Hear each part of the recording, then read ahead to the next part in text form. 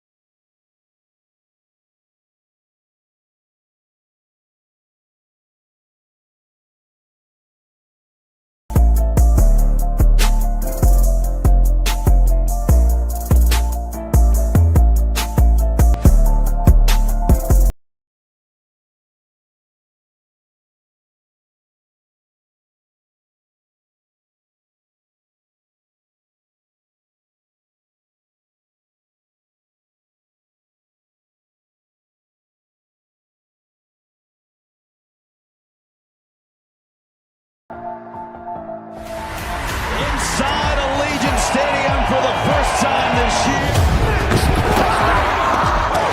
Touchdown Raiders! Touchdown Raiders! And for the touchdown! Two from behind! Ball's out! Raiders!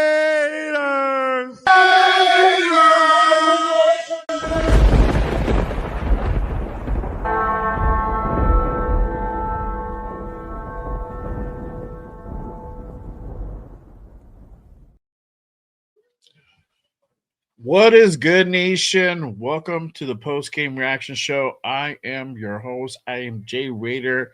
Salute to everybody here and everybody pulling up. If you guys haven't done so already, make sure you guys hit that like and subscribe on this channel. Y'all already know what time it is. Appreciate everyone in the building. Man, interesting game. Interesting game. We're gonna go ahead and get into it, but before I do, y'all already know I can't do a show solo YOLO all the time. I got to bring in some peeps and also have some therapy for today. Let me go ahead and bring out first one of the black out here in Albuquerque, one of the Black Hole chapter members. You've also seen them out at Allegiant, out in the road. One of the super fans here, one of my guy, the Predator in the building. Salute, my guy. Appreciate you pulling up. How you doing? Doing good, baby. How you doing? How you doing, Good, bro. Nation? Yes, sir. We Yeah, just watched that game together in a bit. BBH. Yes, sir. Yes, sir. We just watched that game together, so we're gonna go ahead and talk about it and everything that went down. But let me bring out another person as well. My guy, my co-host on Wednesdays, the New England Black Hole chapter president, none other than Hollywood Raider Jeff. Bro, that's never. That's never gonna get old. Oh, what's going on? What's up? What's up, Anthony? How you doing, brother? Man, another Sunday, another Raider Sunday, I should say. You know. Well, yeah, man. Tell me about it. Yeah. But first of all, hey, it was an honor, Jay. Thank you, your beautiful wife, and your kids for coming over. It meant a lot to me. Like I said, like you guys are welcome anytime.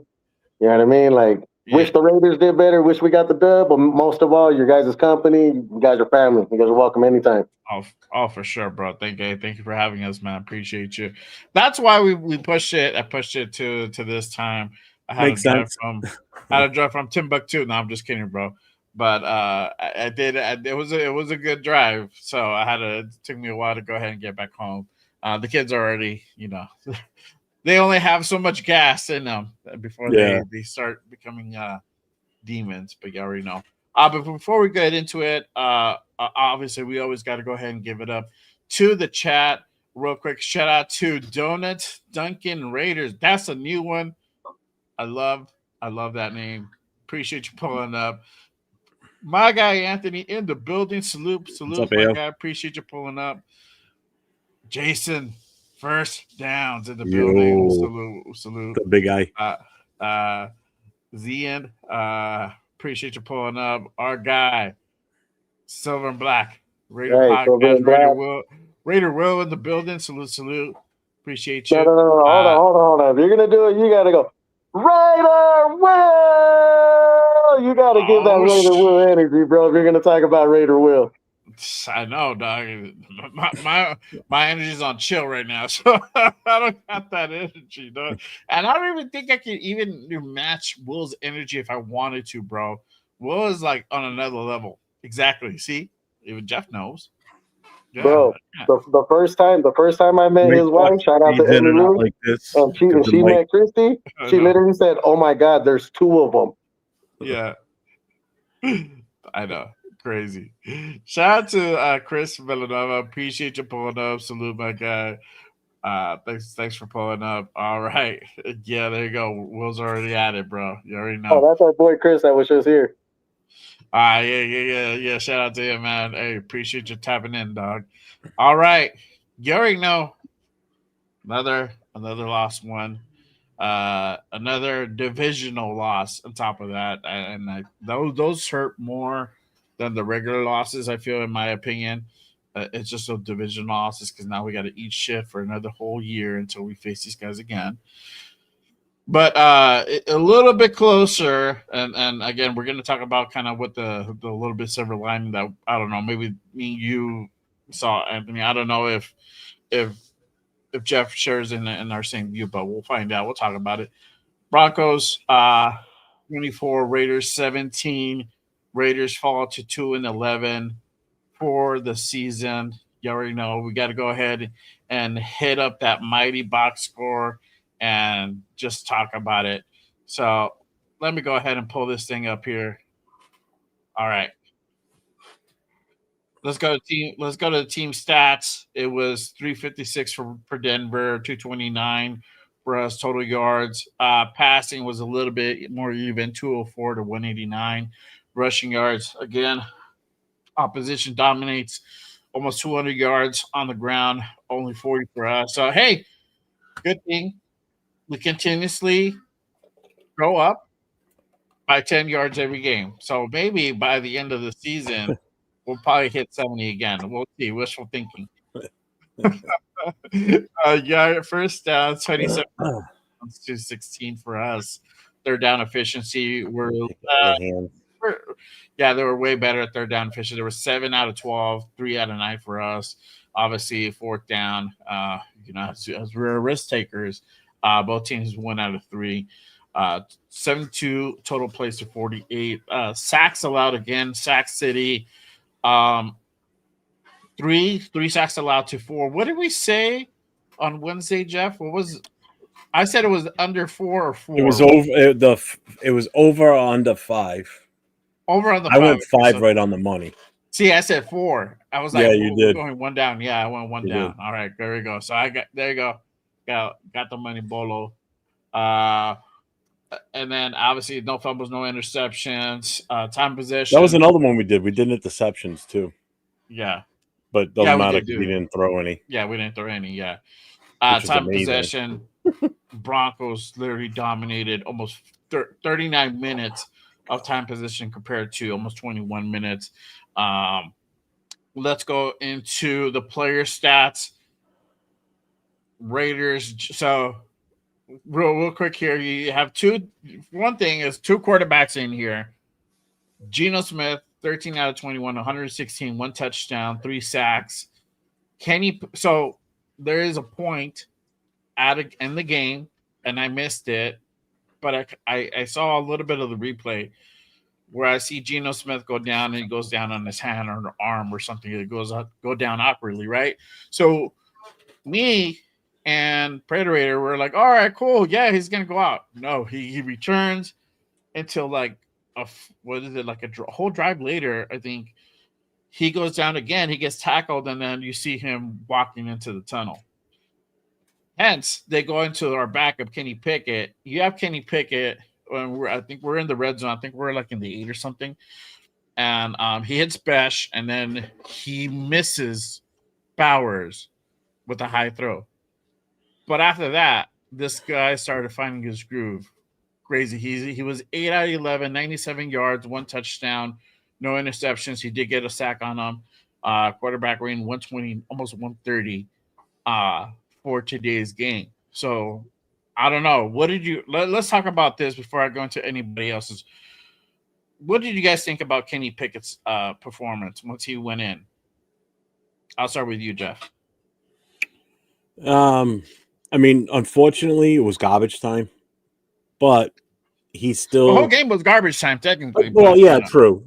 But I mean, they're at the point where the defense is going to play a little bit more relaxed. He didn't have as heavy as a rush of defenders coming at him like Gino had. But right. I definitely saw a better pocket presence for him than with Gino. He got the hell out of there when it got hot around him. Made some moves with his feet. I'll give him that. His throws, man, he zipped that ball in there every time he was throwing it. So I mean, he did look a lot better than what we've seen from the quarterback playing this team this season. I mean, at this point, what do we do? Do we start him next week based on what he did? I mean, he was 8 for 11. I mean, that's impressive, right? Didn't throw an interception. You would expect him to like fumble the ball, which is what he's done already this season when he has stepped in, or throw a pick. So I mean, you're talking about a guy that only been with us for a short time, to be honest with you, hasn't had much playing time. I think he did okay. I mean, I'm not anointing him the next, Jim Plunkett or Gannon or anything along those lines. But I mean, for what he had to come in and do, he did it and he did it okay. Yeah, 100%. What about you, Federator? What did you think of Kenny Pickett's performance once he went in for the injured Geno Smith? Okay, hold on. If I'm going to answer that question, I'm going to do this for all Raider Nation because I'm pretty sure a lot of people are going to agree with me on this. Mm-hmm. Thank God they put in Kenny Pickett. Salute. There you go. Salute. But no, with that being said, like Jeff said, it's horrible. I think it is horrible that we're sitting there not wishing any foul before the chat goes all crazy. We're not wishing anything mal on anybody. But it's kind of sad that we're kind of getting excited like, hey, is our quarterback hurt? Are we finally going to put somebody else in? and at the end of the day, look how good he looked. And like Jeff said, I'm not sitting there saying he's our savior, he's our franchise quarterback, but I will take him over Geno Minshew or whatever his name is. like at the end of the day, he's trash. We got the Jets Geno. Like I said, is Kenny our savior? I'm not saying that. But what do we have to lose the rest of the season? More games? Why don't you put the kid in? Let's see what he does. Let's see what he can do. And who knows? He might be a true good number 2. It might be good to keep Pickett around for situations like this. Right. Let him develop. At this point, like me and you talk, Jay, at this point, if we're going to lose, I'd rather lose with Cam Miller. Get some time. Get some reps in. Get hit. Welcome to the NFL. This is what it's about. It ain't always about winning. Sometimes it's about losing, and it's about going back to the game plan and saying, how can we get better? How can we improve? Gino, on the other hand, is like, how the fuck can I get worse? How can I suck more next week? Can I get sacked more next week? Like, there's no pocket presence with him. He has feet of concrete. I thought Aiden O'Connell was bad. He has feet of concrete, but look at Pickett. They were trying to sack him. They were trying to get him, and the thing is, they didn't. Why? He used his fucking legs and he ran. He got away. And he even made some nice passes on the run. He was on the run when he made some of those passes. It's not like he needed to be protected in the pocket. So at this point, yes, I say start Pickett. I don't know if people are going to agree with me, but I'm going to say start him. Start Pickett. What else do we have to lose? Yeah, yep. We have nothing to lose. That you hit that right on the head there. I thought Kenny Pickett had a pretty good performance despite just coming in cold. He hit Jack Bash. It sucks that they missed Bowers, but they came back later on and they put on a pretty decent drive. They capped it off with a touchdown. So not definitely not mad at that. That looked that drive that touchdown drive looked better than what Gino has produced all season long, to me. Now, like I said, and I'm in total agreement. He's not our savior or anything like that, but he came out to give a better performance. What Gino did in what 3 quarters, this guy was able to do it in about a quarter and a half. So I mean that goes to tell you the change that somebody new can come in and make, right? And this guy's a mid quarterback. He's a journeyman quarterback. We're not talking about like Brock Purdy coming in or anybody else of that caliber, but you know it's just that change, that different look, that different scheme, like your different mentality, that sometimes injects a spark into a team, and that's probably what we're looking at here. Now, I'm not saying Kenny Pickett is going to start turning around and winning games for us. I don't think that. I think we have a long way to go, especially with this offensive line. But things just look better. We just don't look so sloppy out there, and that was always my biggest thing going into the last like 4 or 5 games of the season. I just don't want us to look sloppy. I just want us to look better. I just want us to give a better performance offensively. So, let me kind of continue on the box scores, and we'll go ahead and get back into the nitty gritty. Rushing, Ashton Hold on, Jenkins. but real back to Kenny, he looked comfortable. He didn't look scared. He didn't look nervous. He looked comfortable. He looked like a quarterback hungry and ready to play. Well, yeah, I think he was. I think a couple of times there was already a couple of times, especially last game versus Denver at Denver.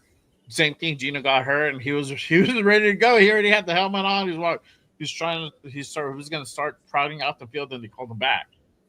And then Gino played that rest of the game, but he wasn't lucky this time. So he got fucked up to the point where he had to go walk his ass, did the walk of shame to the tunnel, and finally Kenny Pickett got an opportunity to go ahead and kind of show what he has a little bit. I mean, this guy, honestly, he was, the whole reason why the Browns even went after him. And I know, like, the Shador lovers are going to hate on that. He was slated to go ahead and take Joe Flacco's spot right before the season started. Now, I don't know what that looked like. I wasn't keeping up with the Browns like that, so I don't know what that quarterback battle looked like. But there was a point where Kenny Pickett was going to be the starting quarterback if he wouldn't have had messed up. What was it? His hamstring. He had a hamstring issue. So if he wouldn't have messed up his hamstring, I think he would have had started for the Browns, and that's probably why they also put him on the trade block to go ahead and begin with. So I don't know, whatever that means, but I know we looked a little bit better with Kenny Pickett out there. But let me go back to the box score. Rushing, Ashton Jeanty had 10 carries for 30 yards, 3 yards per clip. You had Kenny Pickett had that scramble for 6 yards. Gino had one for 4 receiving, and I think this is where I really want to go ahead and highlight stuff. And I've been literally screaming this all season long to get Jack Bash involved. Finally, he has a game where it's not a breakout game, but at least we're starting to see what Jack Bech can do.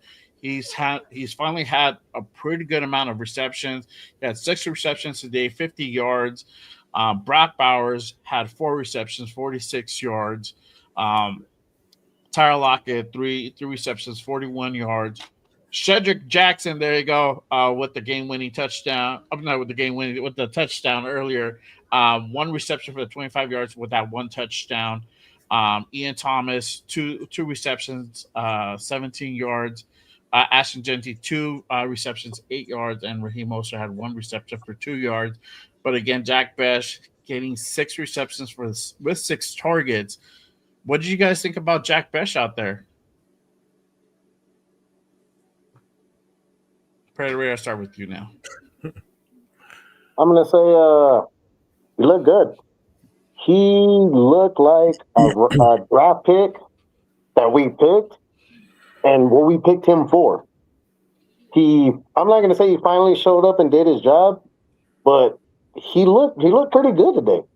And I'm gonna say, is he a true number one? In my personal opinion, I don't think by any means. I don't think he's a true number one. But look what he did for us. Put him in that slot. Use him on those third down situations. He looked good. He got catches. Yeah. I mean, oh, damn. You need some cream for that. Oh, you just saw it. But no, yeah. So I mean, I'm gonna say he looked good. Like I said, is he a true number one? No. Does he have time to develop? Yes. I'm gonna say this. Just basically what we're seeing with him right now. Let's see what he could do with Pickett. Mm-hmm. Let's develop him. Let's get him some more reps. Let's get him a few more hits, and then honestly, work out. Work on your running. Work on your catching. Come back next season and show us. Look, I'm hungry. I can help this team win. This is what I'm here for. I'm here to do my job. I'm not here to bitch and moan. Let's get W's and let's get back to a fucking Super Bowl caliber team. Mm-hmm. Like I said, am I going to sit there and say he's going to be the reason why we're going to win the Super Bowl? No, I'm not saying that. But he did good. He didn't really have no drops. I didn't see any drops from him. He was pretty solid. He came 6 for 6, so no drops. 6 for 6, yeah. And that's what I'm saying. Like, anytime you give him the opportunity to catch the ball, so long as it's within reach, he's going to go ahead and make that catch. And you know, I've been screaming to use Jack Bech in third down situations to help us, keep those drives going. And now we're finally starting to see like what he's starting to look like. I like what I see. He's not a number one. I don't think he'll ever be a number one, but he's going to be a good complementary piece. This is why we went out. This is why Spytech went out and picked up Jack Bech to be that replacement for Jacoby Myers, who's going to be Mr. Dependable for you. The guy you can go ahead and get the ball to, and he's going to be able to go ahead and make the catch. He doesn't have the best route running. He's not super fast. This guy just runs a 4.5, so he doesn't have like killer speed, but he's able to go ahead and make those plays and make those tough catches when needed for sure. Jeff, what are your thoughts with Jack Bech and the whole receiving core, rushing? I mean, 40 yards rushing again, just pathetic. Real. Before we do that, anybody watching this game right now, did you just see the shot that Rice just took? No. He got his soul knocked out of his body on that hit. That was vicious. Sorry if I seem out of it. I don't know what's going on. I'm not feeling that great right now. Last night on the last call, I we did the X factors and everything, and right. Chris picked his, Jason picked his. I threw a weird one out there, and I think he came as close to being an X factor as possible based on what he did today. And I picked Bech last night as my X factor. And when I'm watching the game, I'm like, okay. So he's taking advantage of the fact that Thornton was out. Yeah. So he started the whole game. 6 catches, 6 targets, 6 catches. I mean, the kid was out there. He showed what we were hoping for from him. I think it's bright going forward, maybe. We'll see. If depends on how much more he gets used after this. I hope it is more. As far as Genti in the running game, it's 16. Was it 16? Right? How many carries? He 10? had 10 carries for 30. 10. Yeah. Mhm. So 10 carries. So 3.0 average. That's not good enough. You know, it did seem like he was able to run it a little bit more up the middle versus past games. I did notice that a lot of his runs were off the ass of Rodgers, from what I could see. Okay. So I think that's another. We haven't gotten to that point yet. I don't know if I'm jumping ahead on you, but I'm more impressed what I saw from Caleb Rodgers. To be honest with you, he played the full game, and I think the kid did a great job again. He's already surpassed what I thought. They were going to use him for going forward after last week's game. I'm glad they let him play the whole game. Yeah. I mean, the rest of the team, I don't know where the hell they went. It was nice to see Jackson get that touchdown. I mean, that kid looks like he could be something possibly. Bowers is Bowers. Not enough targets, unfortunately. Again, that's not his fault. Right, exactly. And again, with Geno, man, he's got no pocket presence, man. He can't feel. I don't know if he can't feel the pressure or what. I mean, he should expect pressure immediately every time that ball gets snapped with our line. Plain and simple. Yeah, he should already be expecting it. Like, if you feel that pocket is collapsing, it's your job to get out of it. Yeah. And then try to save. You don't have to you don't have to go ahead and try to gain yardage necessarily, but don't lose any. And that's what I feel like is just killing our drives, is that he gets those big sacks and it kills our drive. Now we're pushing from instead of like a 3-8, maybe, and now it's like 3-17, 3-15 type of situations, and you're really asking a lot on the struggling offense to make up a lot of that yardage to continue this drive. And what we saw with Kenny, I like that he had a nice rollout, and I don't remember if he hit this guy or not. I got to go back and watch this game tomorrow. But he had that nice rollout. I remember seeing that. So it's just that, like you said, it's that awareness that Kenny Pickett is just displaying when he was out there. But I think anything at this point is better than Geno. I like what Jack Best did. I like what Browers did. Cedric Jackson. Hey, I'm gonna just say this: he had a touchdown in preseason. He had it. Now he has a touchdown here. The kid might have something like you said. I feel we should see more. Well, let's see what this guy has. I'd rather see what he has over Tyler Lockett. I'd rather see what Kenny Pickett has over Geno Smith. I'd rather see what Caleb Rogers has over, I forgot what the other guy's name. Kappa. Yeah. They have Kappa paying center right now. I forgot who's the other guy. Who they have? Parham, Meredith, because they're putting Parham out there. So I'd rather see Rogers over Meredith, and see what these guys. We saw talking Hemingway. He had I think. Let me check. They did give him a sack for that sack he had at the beginning of the game. And I saw that. I was like, wow, man, that's great. I'm glad they have him out there. So let's go. It's funny that you say that about, let's start this guy. Let's see what we got. What do we got to lose type of thing. And I think Will said it Friday night. How people saying we haven't hit rock bottom. He goes, I think it was Will.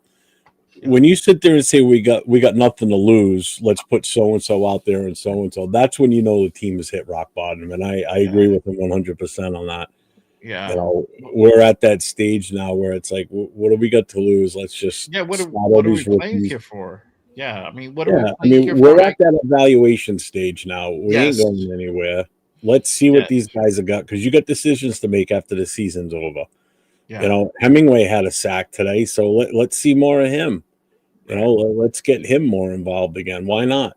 Exactly. You're going to have Butler comes next year. You're not going to waive him. You're not going to cut him or whatever. Let's see what we got with these other D tackles that are on this roster. I mean, right, exactly, 100%. And that's the way I'm seeing it right now. I mean, I highly doubt this team, the way we have it now, for everybody who's following along with the tank, because we'll talk about that in just a second. I doubt they win more than 2 games. I doubt even they win one game at I don't this think we point. win any. I don't think we win any. It's going to be a tight one with the Giants, but outside of that, I don't think we beat anybody else. We only have what 3 games now? Is Four what is it? games. 4 games, right? Yeah, Yep. and we have Philly next week, and then we go to Houston after that, I believe, right? Or am I Yep. wrong? Then we go to Houston and then we're home for 2 games. The last two For games. Giants and Chiefs, right? So then those are tough. I mean, Philly's tough. Houston, they're so, but they're way better than us. And that's really the Giants who are also struggling.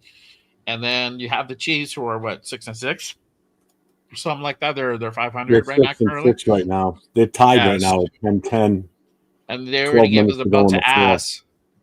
Yeah, they already gave us a belt to ass, and they were Yeah. doing like they had a worse record at that point. So I can only imagine what would have happened this time around. I don't want to think about it. But I really don't. But this is where you utilize that time to see what you have out there. When we talk about guys like Cedric Jackson, when you talk about guys like Jack Bash, this is what we want to see. We want to see what we're able to go ahead and get out of these guys. With Caleb Rogers, maybe this is a pick that might have something there. At the worst case scenario, we know that at least we can keep this guy for his length of his contract, at least as a rotational piece at worst, right?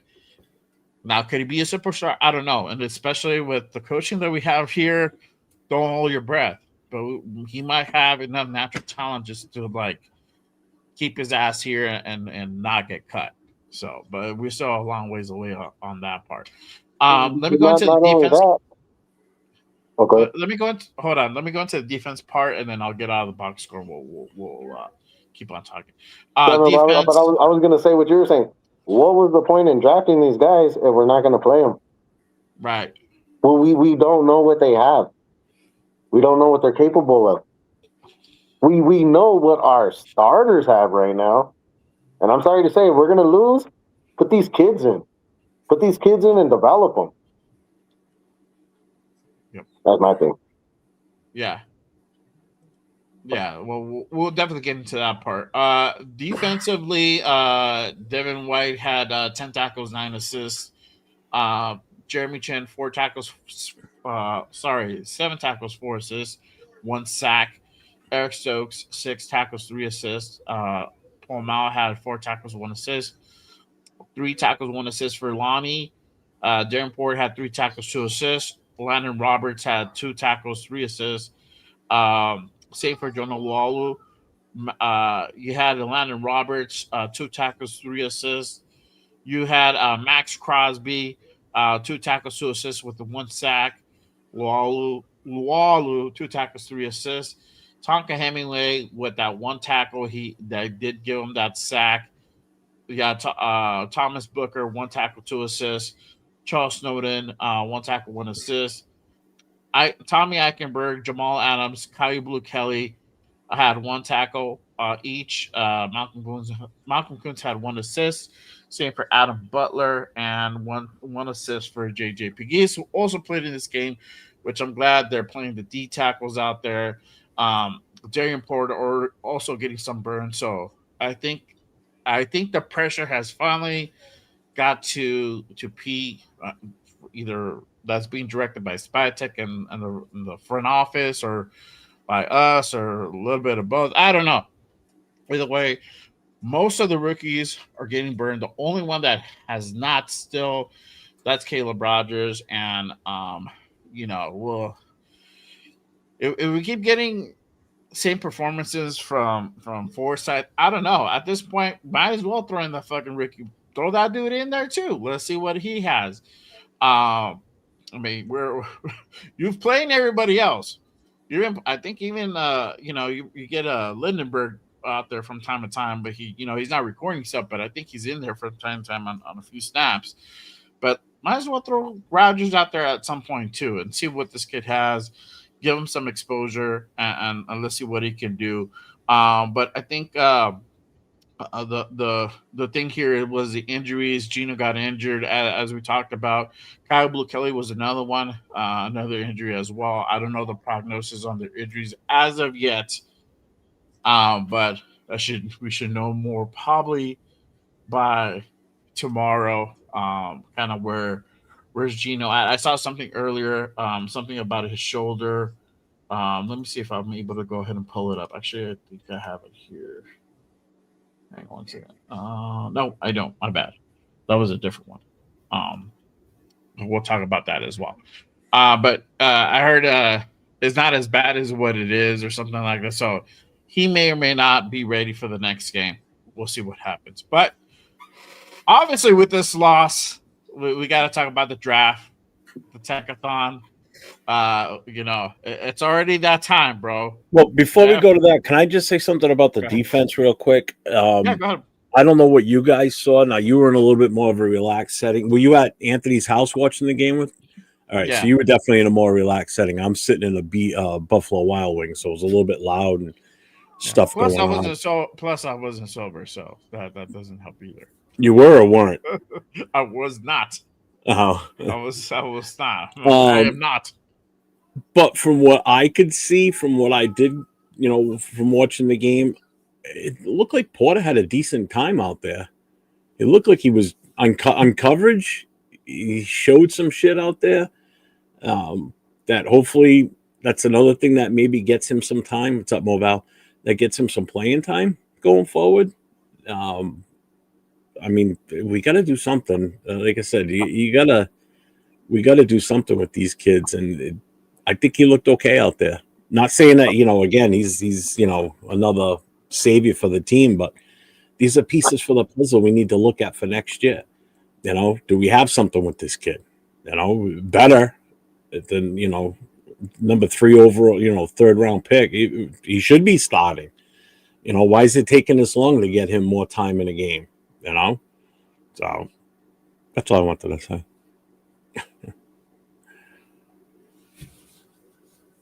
You're muted. Sorry, my daughter was crying. Hopefully we get to see something from Charles Grant. I just want to see. I want him to get some exposure, see what we got in the kid. If it does need more development, which I do feel it's that way, that's fine. I'm okay with that. But I think he needs to get a little bit of exposure. I think it started. I mean, this is the only way how these kids are going to eventually get better. And we get to find out what they are actually made of. But Donuts, a lot of people miss tackles again. That's another big thing. We're still missing tackles, easy tackles. Yes, that was a big thing. They didn't even try to tackle. They're like trying to hug them low key, trying to grab their arms. They're trying to get the tackle them on these guys instead of wrapping them up. That's the other thing that pisses me off. Stop trying to knock these guys out with one shot. You do that, the guy just bounces off and keeps going. Wrap them up, man. It's fucking basic shit. Offensive lines got basic shit issues, and our defensive guys can't tackle. They try to get too cute, trying to go ahead and go after the ball and try to create a turnover. That's kind of what happens. But yeah, that's kind of what's been what I see from time to time. But hang on one second, guys. All right, so let me go ahead and pull this up. Obviously, we're talking about the tank. Raiders now have the 2nd overall pick in the 2026 draft. Let me go ahead and shoot over to Tankathon. We are now officially in the 2nd overall pick, right below the Giants. Giants have a better strength of schedule. But we're currently tied with them 2-11, but we currently have the 2nd overall pick. For everybody who's already starting to track the tank, gotta give you your weekly update. You already know. So I also wanted to go ahead and share this. Could this be the future quarterback of the Raiders? I don't know. I don't pretend to know, because honestly, I've said this before in prior shows. It could vary just depending on what the situation is, with good old Pete. But tank wise, we are currently have the number 2 pick. Really quick before I jump into your guys' opinion, shout out to AR in the building, Predator Jay and Jeff. Much love. Hey, appreciate Thanks, you, my guys. AR. Salute to you. I hope you had a good time today. I know you were out in Vegas over the weekend. I hope you had lots of fun at the Charge game and this game as well. Appreciate you, my guys. Salute to you. But yeah, what do you guys think? Stop in Philly on your way home. There you go. See, Little- Jeff, little- Jeff's little- wanted to go to Philly next week. Come experience the cold weather with Your me. holiday.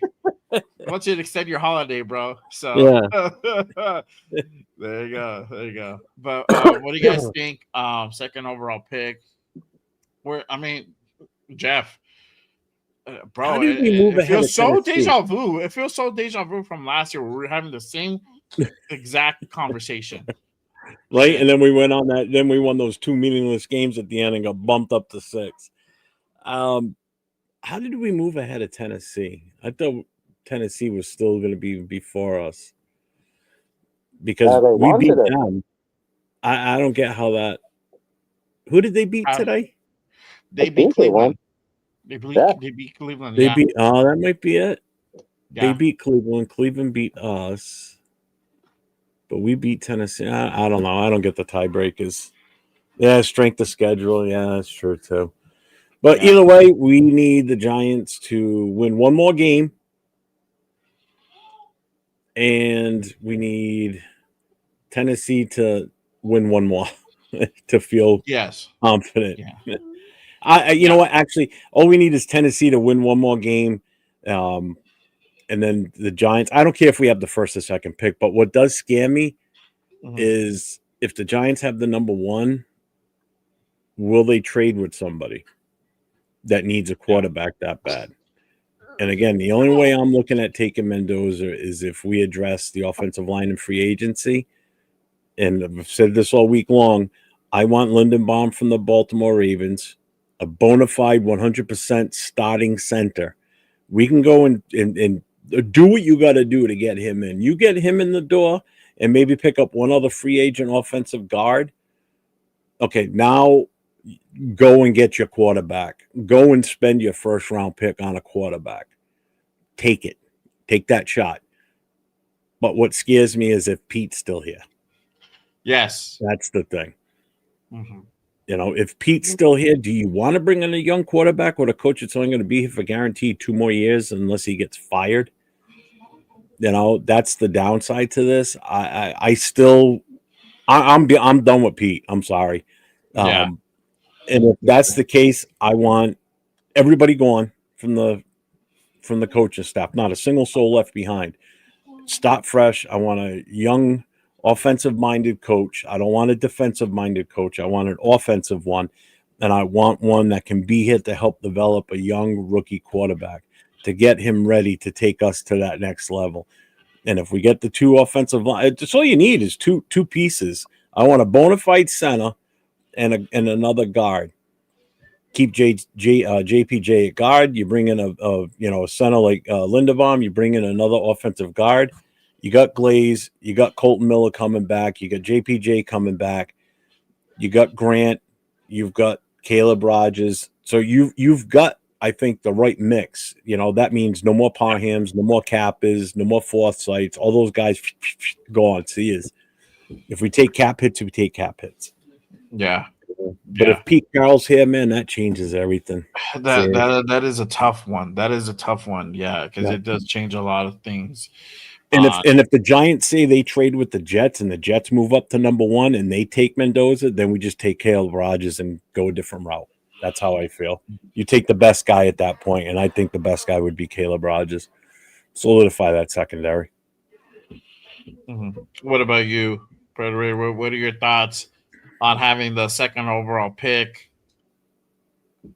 What do you see happening potentially in this draft? What are your thoughts, brother? I'll just call it right now, deja vu. Probably be talking about this again same time next year.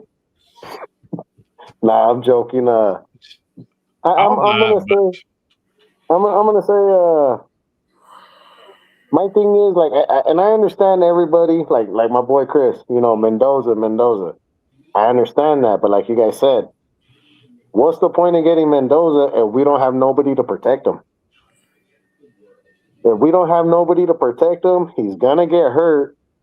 You know what I mean? Like look at Jackson Dart. We've already seen him go out how many times with concussions? You know what I mean? Like these kids, they're coming out of college, in my opinion, too early. They're not developed. They're still growing as men. And they're going against grown men. At the end of the day, the NFL is a whole nother stage. Think about how many college players there are, and think about how many NFL players there are. Not everybody gets to that level, and just because they do, don't mean they make it. How many number one draft picks, how many Heisman winners gone to the NFL and did nothing? They did nothing but party, lose games, and now they're announcers or they're in Canada or we just don't even know who they are. Or you're like Mark Sanchez, you're over there getting stabbed in a fucking bar. Right. Like, I mean, like, bro, like how are you a millionaire and you getting into a knife fight at a bar? Like, Getting that fight in the alley, bro. The dude felt froggy. He fucked around and found out. so By so some I like mean, so 7-year-old I agree man. with Jeff, like he said with the line. I feel we have the line, just take out the shitty people that you guys have in rotation, put these kids in, see what they could do, see who's gonna be here next year, see who's not gonna be here next year. And I'm gonna say, do not get a tight end. We already have enough fucking tight ends. We got a young running back. We Bowers is doing this shit. We got receivers. I'm going to say either a line or a QB. It has to be one of the two. Yeah. My thing is this. I don't know. I guess I have PTSD, Leatherwood PTSD, and I don't know if I want to go that high on the lineman. I still feel that we can pick up a pretty good lineman in the second round, and Spytek just has to go ahead and do his thing there to go ahead and get some more picks. But I if it's not Mendoza, which whatever for all intents and purposes, if I feel with the Giants, if nothing changes and this is the order at the end of the season, I feel that the Giants are not going to get a quarterback. So it's going to be Mendoza. We stayed at number two. Same thing, even if we trade places with Tennessee, you have the number three pick. Mendoza's still going to be there. Um, the only ones that probably concerned about picking up a quarterback, you can put Cleveland, maybe New Orleans, but I've heard that they like Tyler Shell over there. Washington has JD5, so they're good. It's gonna be literally the Jets. The Jets Arizona, are gonna be the Arizona ones. might be looking for a QB. The Arizona might get a QB. We'll see, but I mean they're farther down the totem pole. So I So, think either way, you get Mendoza. We can start the whole quarterback draft talk. You have Dante Moore. You have Ty Simpson. Ty Simpson did not have a great game. If anybody watched the championships games over the championship weekend, Ty Simpson did not have a great game. He struggled badly in that game. Couldn't get anything going. So I'm pretty sure that's going to knock down his stock. Pretty, I don't want to say a whole lot, but it's a pretty good knock. Um, Mendoza just strengthened his stock for sure from that game. But you got Pavia, another guy that I like. That I'm biased, because he's a local guy for me and Anthony here. But you can loop a couple of more names. All depends if these guys come out and declare, next month. So we'll see. There's still a lot of time, a lot of football. They have to go ahead and do their college football, but I feel if we want to go ahead and get a quarterback at number two, or even at three, if we jump down, if we get knocked down, just depending, if we win one or whatever, I think we'll still be in a position where we can still pick up a pretty good quarterback. But I think the line you fix the line through rounds 2 and 3.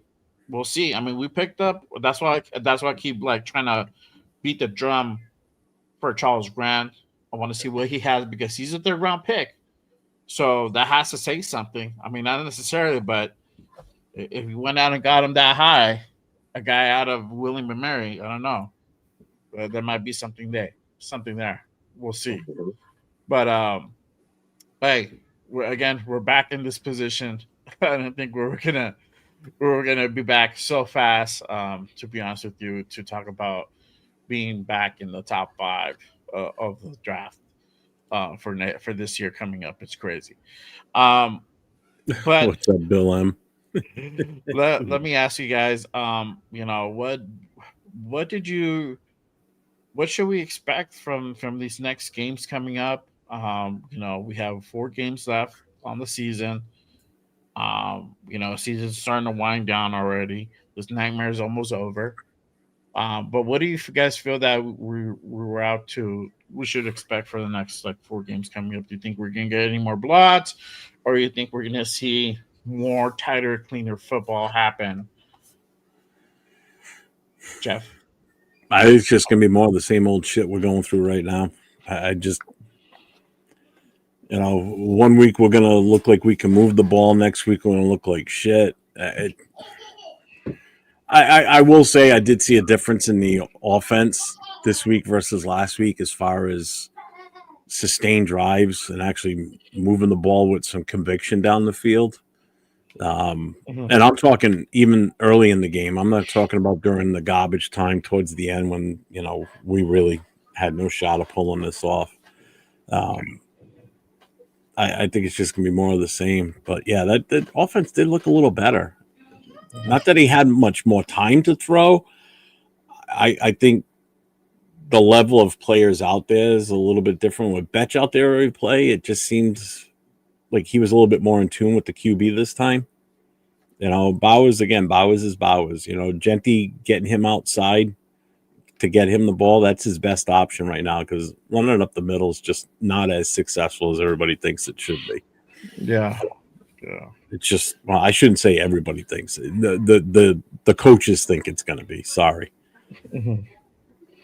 Yeah. What about you, Brad? I'm gonna say this. What I would love to see in these next 4 weeks, like we talked about, to throw these kids in, man. Throw these kids in, let them develop, see what they can do, see what they can bring to the table. Like you said, Vetch looked good today. Like you said, like we all said, is he a number one? No. And like Jeff said, is running up the middle the answer of every time? No. But the thing is, mix it up. The thing is, everybody already knows. Either you're going to pass it to Bowers or you're going to hand it to Genty. Yeah. And we have a whole team. We had players today. Even I had to ask her, like, Jay, who's that? How long's he been on the team for? Like, jokingly. You know what I mean? And it's like, we've never seen this guy in, 12 games, 12 weeks. We haven't seen him. Yeah. And then, he comes in, boom, making plays. Yeah, exactly. It's crazy. Stop running the same 2 plays. Oh, Bowers. Oh, Gentry. They know what you're going to do. They know what you're going to do. And also with that, with Max Crosby, they know you're a beast. They're going to double team you, and that's what everybody has been doing this season. They're double teaming Crosby because other than that, who else is doing shit on that line? Yeah. Nobody. What happened to Kuntz that came in for half a season and almost matched his sack record? What happened to that guy? Yeah. I'm glad Tyree Wilson, what happened to you? Zamir White, what happened to that guy? Like I said, we get these players and we have high expectations, and I think as Raider Nations, as fans, we need to stop that. We need to say at the end of the day, this player's fucking trash. He's trash. We need to get rid of him. There's no point in keeping him. He's not bringing nothing to the table but more out. And like Jeff said, to me, the offense looked, was it a major improvement? No. But was it an improvement nevertheless? Oh, yeah. It was a major improvement. Little by little. And I'm going to say this. I'll be right back. I don't even think it was the team. I truly, truly think it's Geno. Because the thing is, Pickett came in that little bit of the fourth quarter. And mind you, he had the same receivers. He had the same O-line. He had the same tight ends, the same running back. And look what he did in that little bit of time he was in. Like I said, he looked comfortable, Jay. He looked comfortable. He did not look nervous. His passes were crisp. They were pretty much on point. Like, I think he showed Pete, like, put me in, coach. Put me in. Oh yeah.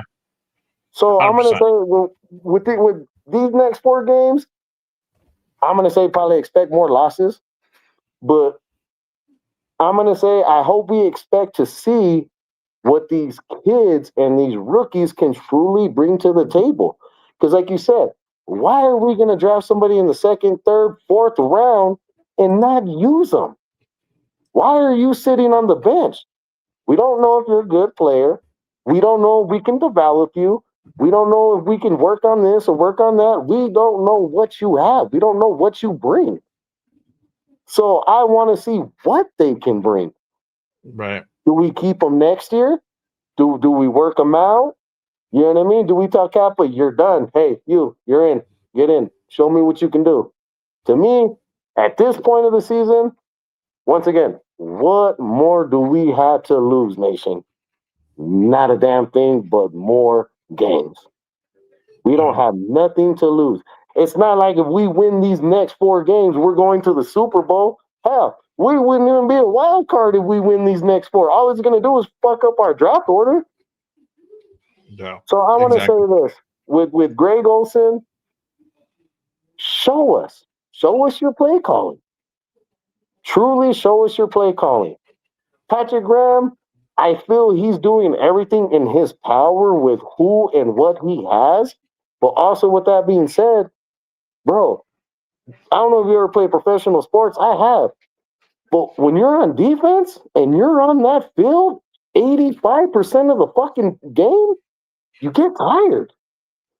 You get tired, and they can't keep up. That's why our defense looks good. Normally, the first half, second half, they're winded. They're tired. So, like I said, and the thing is, we have young kids. We have these rookies. Put them in. Show us. Show us what you guys could do. Show us you want to be a Raider. And most of all, show us you are a Raider. Yeah. Hey, really quick. Play with some grit. Yeah. Really quick. Hey, appreciate you, Jeff. You I know saw the gotta message, run. right? Yeah. I know you got to Okay. run. I got to go, guys. Text me. Yeah, I'll let you know what's going on, but I got to go. Okay. Okay. All right, man. Be safe. All right. Love you, Jeff. All right. We're gonna go on for a couple more minutes and we're gonna wrap up. But my thing is this. I think that what we're probably gonna expect the next remaining 4 games. I think we're gonna start to see more cleaner football, especially from what we've been experiencing all year long. I hope to continue seeing the play the rookies trend to evaluate what we have. Um, One thing I did not like, especially towards the end. I mean, you said it. I don't know what was the whole thing about not taking a shot at the end zone. And kicking the field goal. I know we scored 3 points, but the grand scheme of things, it really does nothing. I think putting up 7 would have looked cleaner, but that's just my take. I don't know. I just felt like it was just like, okay, cool. We hit a game winner there. We didn't even hit a game winner. We just hit a field goal at the end of the game. Means nothing. It's just like, oh, okay, wow, cool. We hit like 3 points. I think with the offense struggling the way it is, I think you take a shot downfield, but I don't know. My thing is, I just hope to see cleaner football. We're slowly looking better, but not anything significant. It's just like a very slow process. Like you said, we haven't really seen anything from Greg Olson yet, as far as like dynamic play calling. And I don't think that's what he's there for. I think he's there to go ahead and really just bring back that fundamental style and just bring back more of that cleaner football thing. I don't think it's so much creative. I think he's going to do all the right things that if it presents itself where we can go ahead and take a lead or whatever, I think he'll go ahead and make those type of plays. But to really be creative and like, oh, this guy's just gonna go ahead and he's gonna make all the right moves and call the right plays to like win us games. I don't think that's gonna happen. I don't think that's what he's there for, especially that they really haven't changed the playbook that much. They're just taking like excerpts from the playbook and implementing it on the field because it's just it would be too much, especially when you have your offense struggling to really like change up your playbook completely. So they're out there just taking plays here and there, and just more of that fundamental. As you saw, they're again snapping from behind center. You see Genty get a little bit more success that way. They're starting to find Besh. They're playing Caleb Rogers, and this is where I'm saying like where I talked about last week is Greg Olson having any influence. I think this is probably where we need to kind of focus on if there's anything more there. Like, can he really have more influence to go out there and really advocate for these rookies? And I think we're starting to see that with Tonka Hemingway going out there. You have JJ Pegues, Caleb Rogers. Hopefully we get to see Charles Grant out there, next few games, even if it's just some garbage time, let them get a couple reps. It doesn't hurt. You're not losing anything, and you're having this, having these guys just learn from their experience. So I just hope to see more of that. I don't know. Now you're going to have, I know all this week is going to be the talk, put Kenny Pickett in, or is there going to be a quarterback battle between Gino and Pickett? That's going to be all the rage. I already know that now. And to me, Pickett looked better. I think a lot of quarterbacks right now will look better. I think AOC will look better than Gino. And I don't even I'm not an AOC fan. I don't like AOC like that. But I think that we're gonna see that we're gonna have that. We're gonna have those talks, and it's gonna be interesting whether Kenny Pickett sees another light of day next week, or is it gonna be his ass back on the bench, just watching from the sideline. I don't know. Could be. We'll see what happens. I think we'll know more as the week goes by, and as we know more about Gino's injury. Obviously, if it's not bad as what they're making it out to be, it's gonna be now. We're gonna have that. Now we're gonna have that talk. In that cast. Oh yeah. Oh, I know, bro. Yeah, we said it too. Like, watch if Gino's not that bad, he'll walk his ass out there for sure.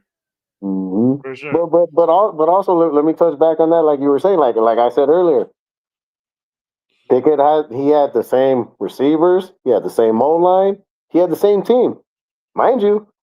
He also had Greg Olson calling the same plays. Gino couldn't do shit with it. Yeah. Look what he did.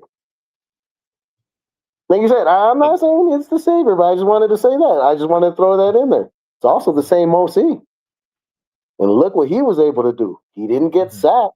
He didn't throw an interception. Mm-hmm. He looked comfortable. So, I think, the line looked a little bit better. It didn't look a whole lot better, but it looked a little bit better. I think part of it, also why you're having these numbers, is also because Gino does not have good pocket presence, right? He doesn't have that good spatial awareness when that pocket's collapsing. And obviously, we already know everybody's talked about it. He holds on to the ball too damn long, and that's just who he is, right? I don't think you see that with Pickett, and he's able to go ahead and if he feels that pocket collapsing, he's going to go ahead and try to make a mad dash for it, and that's what you want to see. Again, not necessarily to go ahead and make a play to gain yards, but not to lose yards, not to take those sacks. Yeah, like don't run 15 yards back and then just stand there when they're coming to tackle you. Right, exactly. So I think that's where we're starting to see a little bit more of a difference. We don't know, right? There's that talk now, that argument that's here. he had a quarter to go ahead and work, a little bit over a quarter to work. Now you're gonna have that talk. Does Gino deserve to still continue to start if he's healthy, or do you give Pickett a shot? Now there's a case for Pickett. Hey, not limited time, he was able to go ahead and get a touchdown. He looked significantly better. The offense looked a little bit more fluid. I'll give Gino his flowers here. That first drive, that looked fluid, but after that, it was just a struggle. It's just he rides waves, and there needs to be consistency. Once we have that more consistent drive, that more consistent presence, more consistent awareness, I feel that things are going to start looking different, really completely different. But I don't know. Do I feel Greg Olson has having influence on this team, on Pete? I think so. I think little by little, and it's just a relationship.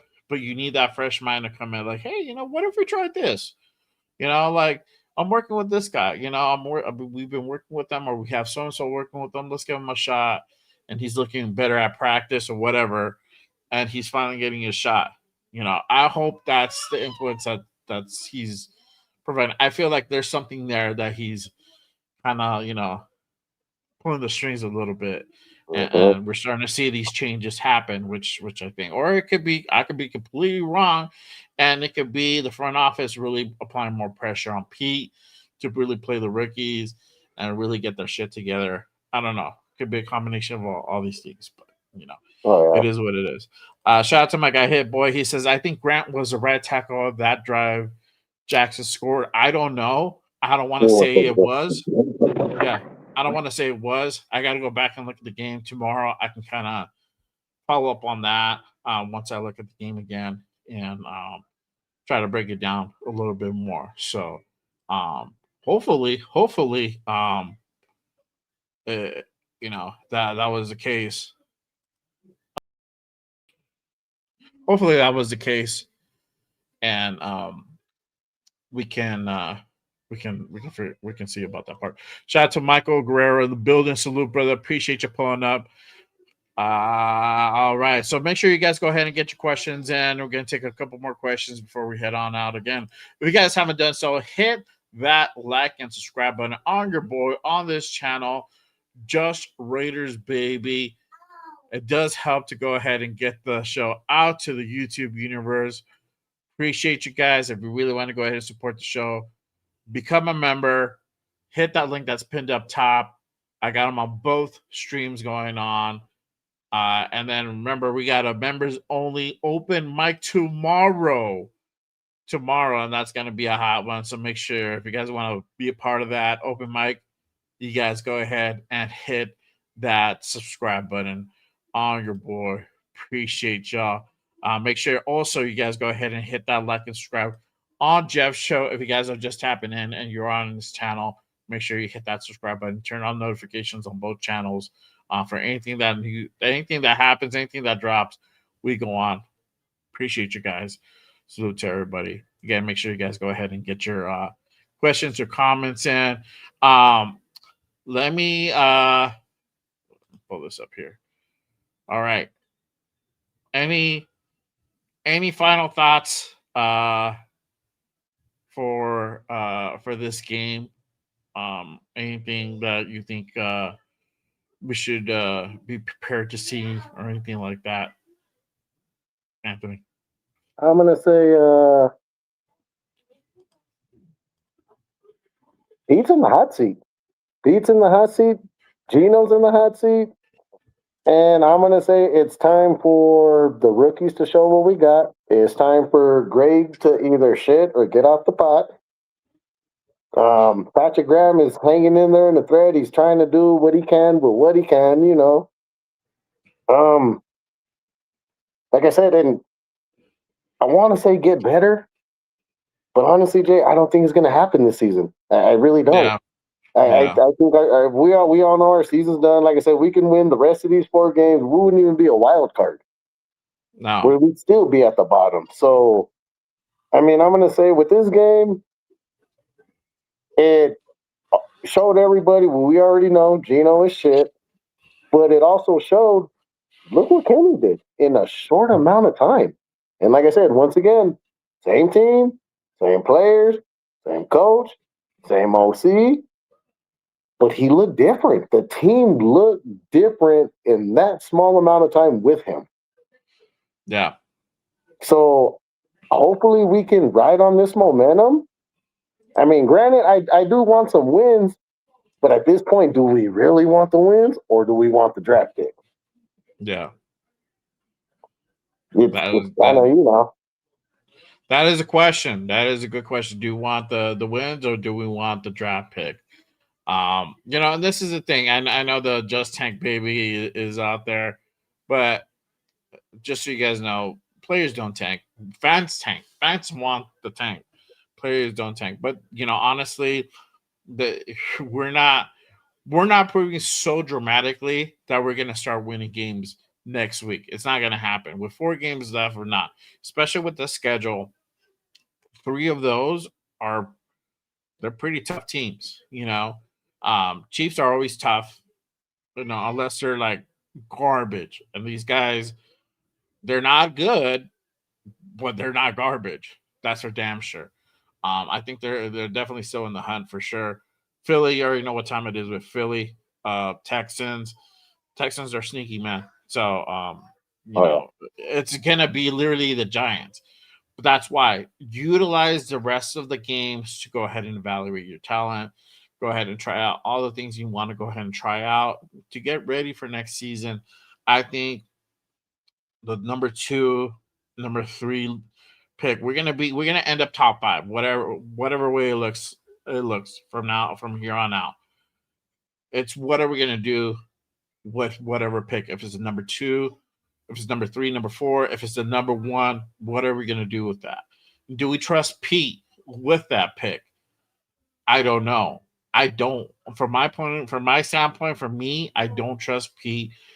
He has not shown me anything that shows that he wants to develop, he wants to grow for the future. He wants to win now, but this is a problem, Pete. You can't win now if you don't have the talent in place. If you don't have the pieces in place, you're not gonna win. And there was a misevaluation of talent from the beginning of this offseason all the way up to this point. And you have about 16 to 18 starting positions you got to replace next year. Okay. And it's a tall order. So we're back at almost square one again. Whether Pete is here for that or not, I don't know. I hope not. But if he is, fuck it. I mean, this is the sad part. We don't have a say in that part. So we're fucked if he's still here.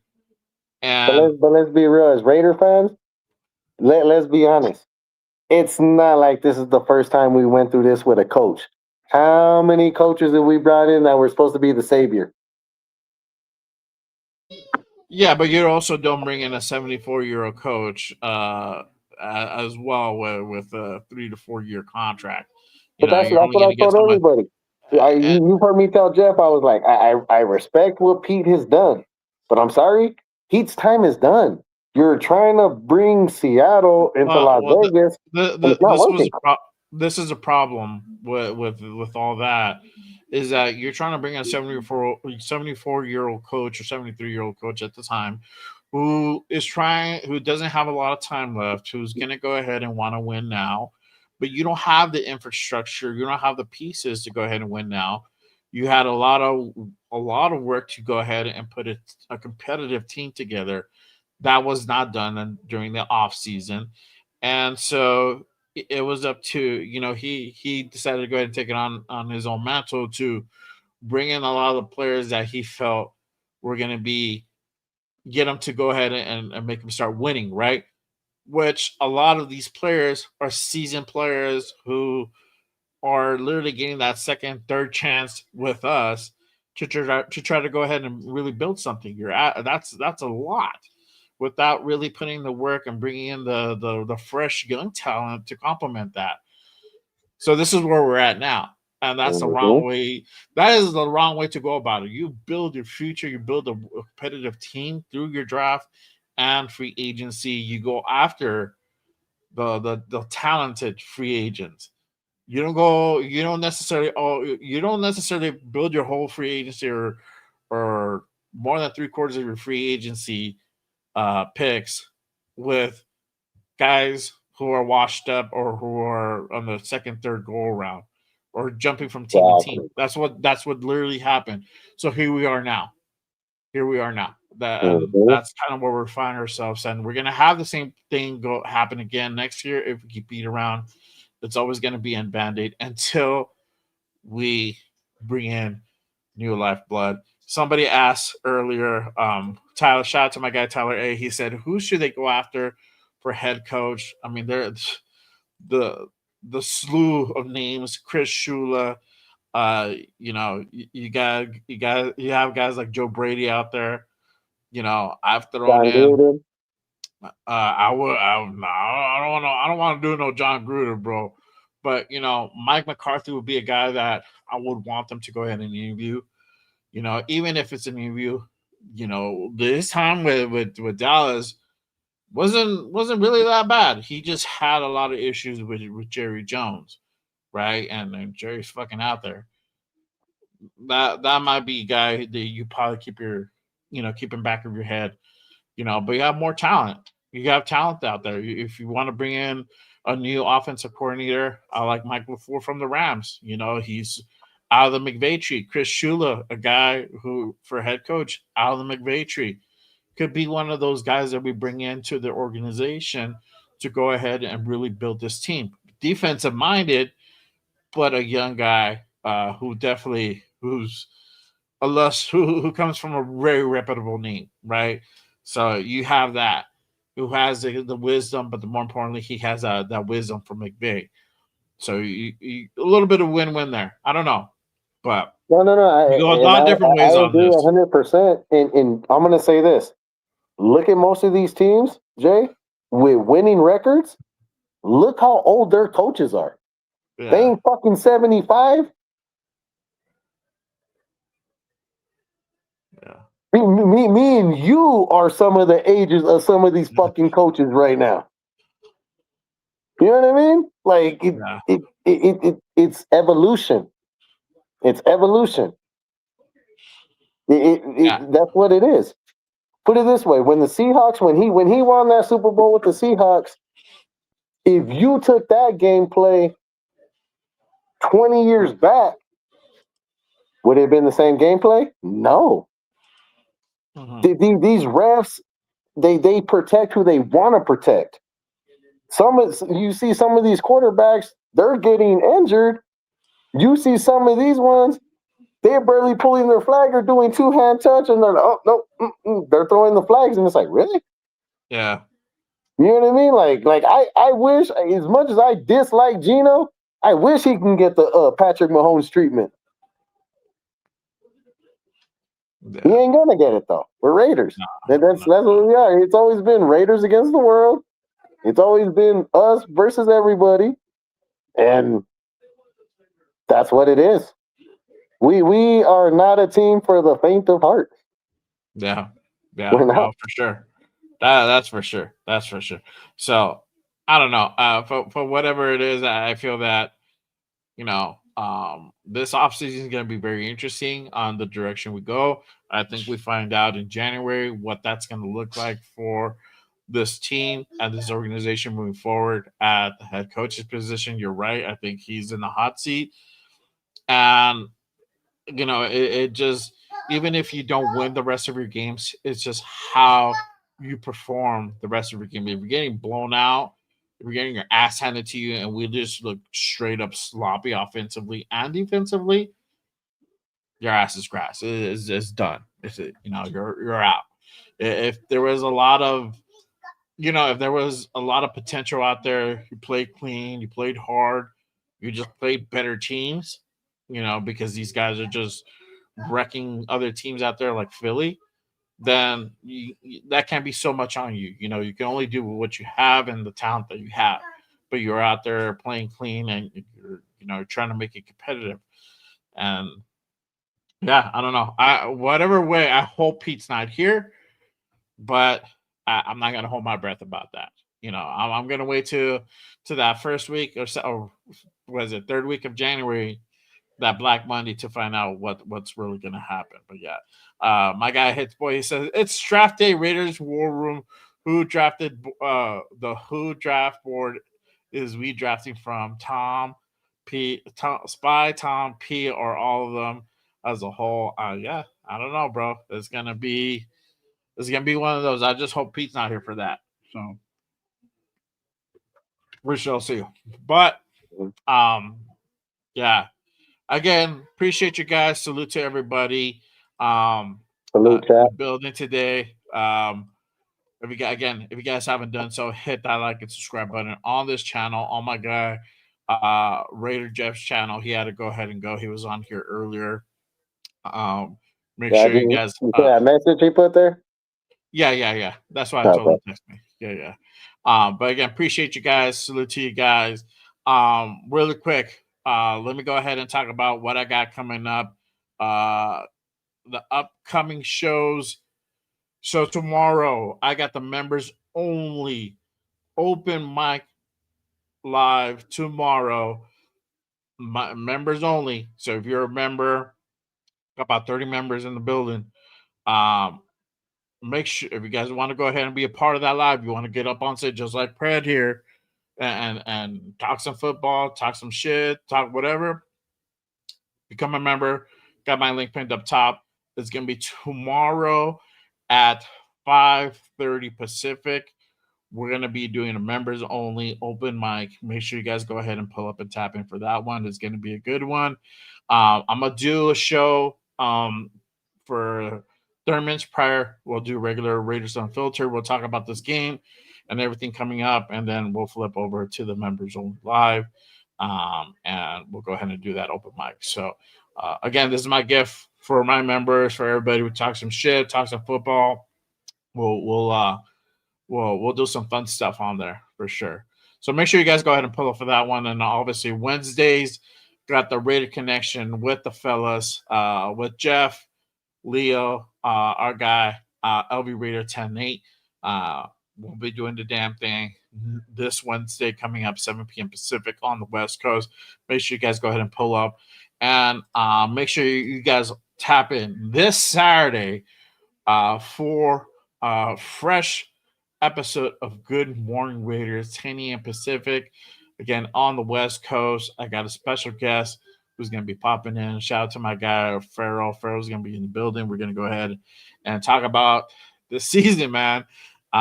Great insights. If you guys have seen Around the Shield and the 50-50 show with that he does with Severe, it's going to be a hot one. So I had Farrell early in the year, in the off season. I'm gonna get his takes for everything that has transpired this season. So make sure you guys go ahead and tap in for that one. Good Morning Raiders this Saturday at 10 a.m. Pacific.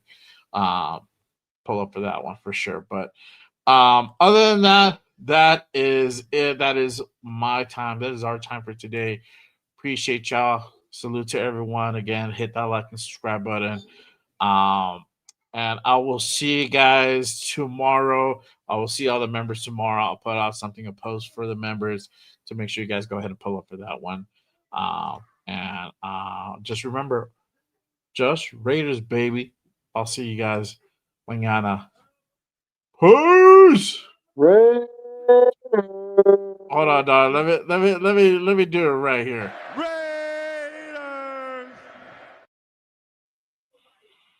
All right, yeah. Hey, real quick before we go, guys.